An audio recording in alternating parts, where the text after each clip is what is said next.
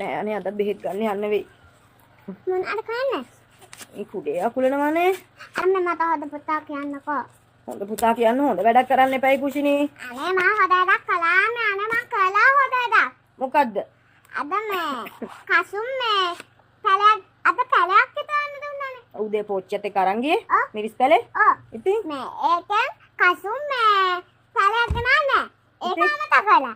අම්මා හැමතිස්සෙම කියනවානේ මේ බෙදා හදා ගන්න කියලා. ඔව් ඉතින් බෙදාගෙන වැඩ කරන්න ඕනේ තමයි වැඩ කරද්දි. ඊට පස්සේ ඉතින් කසුම් පැලයක් ගලන්නේ. හරිද? හරි දැන් ඔක 3-4 පාරක් කිව්වනේ පුනරුක්ති බහුලයි. පුනරුක්ති කියන්නේ? ඒක ඕනේ ඒක ඕනේ. මම මගේ පැලේ භාගයක් කසුන්ට දුන්නා. අයියෝ. මම මුල හිතවලා කසුන්ට මේ පද දුන්නා. දැන් එතකොට අර එක මිරිස් පැලේ දෙකට කැඩුවද? හොඳ වැඩක් කරන්න.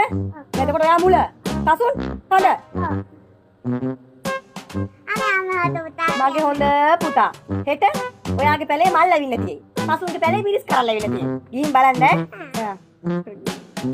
අනේ. මමයි හයිය කියන්න ඕනේ.